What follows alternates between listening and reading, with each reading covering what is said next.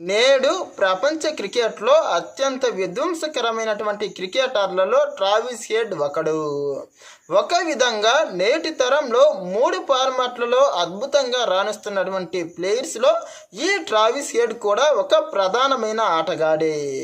ప్రధానంగా ఇతడు రీసెంట్గా ఇంగ్లాండ్తో జరిగినటువంటి మొదటి టెస్టులో తన యొక్క టెస్ట్ మ్యాచ్ను ఏకంగా T20లా ఆడేశాడు. ఇతడి యొక్క ఈ బ్యాటింగ్ విధ్వంసానికి ఇంగ్లాండ్ తన చరిత్రలోనే దారుణ ఓటమిని మూటగట్టుకోవలసి వచ్చింది. అసలు ఇంతటి విధ్వంసకర బ్యాటింగ్ మూలంగా యాషెస్ చరిత్రలోనే కేవలం 2 రోజుల్లోనే మ్యాచ్ ముగిసిపోయింది. ఇంతటి విధ్వంసం ఉండడం మూలంగానే నేడు ఆస్ట్రేలియా అనేది ఇప్పటికీ కూడా తగ్గేదేలే అన్నట్లు తన యొక్క క్రికెట్ను ప్రపంచానికి విధ్వంసకరంగా పరిచయం చేస్తున్నట్టుంది.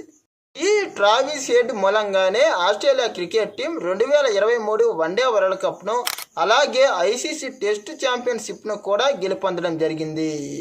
ప్రధానంగా ఈ 2 ప్రపంచ కప్ ఫైనల్లోనూ ట్రావిస్ హెడ్ తన యొక్క అద్భుతమైన బ్యాటింగ్తో రెండిటిల్లోనూ మ్యాన్ ఆఫ్ ది మ్యాచ్గా నిలిచి అద్భుతమైన శతకాలు బాదడం జరిగింది.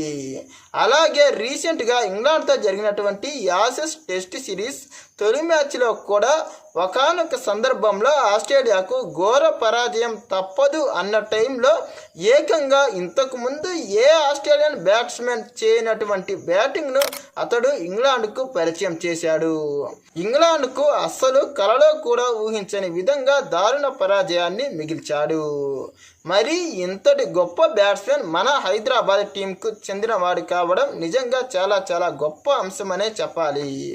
ప్రధానంగా ట్రావిస్ హెడ్ ఆడేది టెస్ట్ క్రికెటా లేదా T20 క్రికెటా అన్నట్టు ఈ యాషెస్ సిరీస్లో ఇంగ్లాండ్ బౌలర్లపై విరుచుకుపడ్డాడు.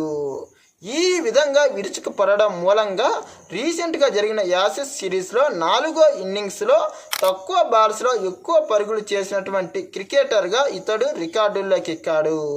గతంలో ఈ రికార్డు న్యూజిలాండ్పై జానీ బెయిన్స్టో నమోదు చేశాడు. ఇప్పుడు ఆ రికార్డును ఇతడు బద్దలు కొట్టడం జరిగింది.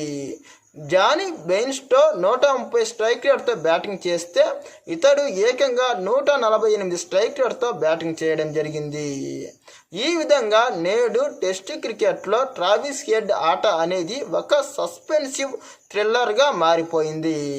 ప్రధానంగా ఇతడి యొక్క ఈ టెస్ట్ క్రికెట్లో T20 బ్యాటింగ్ ఆట వల్ల టెస్ట్ క్రికెట్కు నేడు సరికొత్త మజాను ఇతడు పరిచయం చేస్తున్నాడు.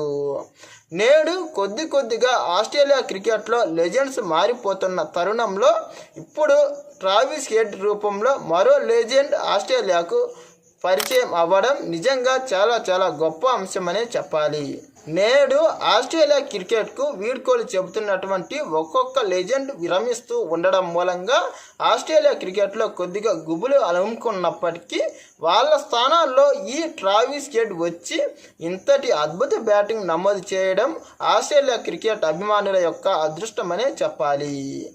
ఏది ఏమైనా రానున్న రోజుల్లో ఈ ట్రావిస్ హెడ్ మరిన్ని విధ్వంసక ఇన్నింగ్స్లు ఆడతారో లేదో చూడాలి. ఇతడు చాలా లేట్గా టీంలోకి వచ్చినప్పటికీ ఆస్ట్రేలియా క్రికెట్లోనే ఒక అత్యుత్తమ బ్యాట్స్మెన్గా నమోదు అవ్వడం లేదా రికార్డులోకి ఎక్కడం ఖచ్చితంగా ఖాయంగానే చాలామంది క్రికెట్ విశ్లేషకులు అభిప్రాయపడుతున్నారు. మరి ఫ్యూచర్లో ఈ ట్రావిస్ హెడ్ ఆస్ట్రేలియాకు ఎలాంటి విజయాలను అందిస్తారో వేచి చూడాలి. రానున్న ఈ మిగతా 4 యాషెస్ టెస్టుల్లో ఇతడి యొక్క ప్రదర్శన ఏ విధంగా ఉంటుందో వేచి చూడాలి.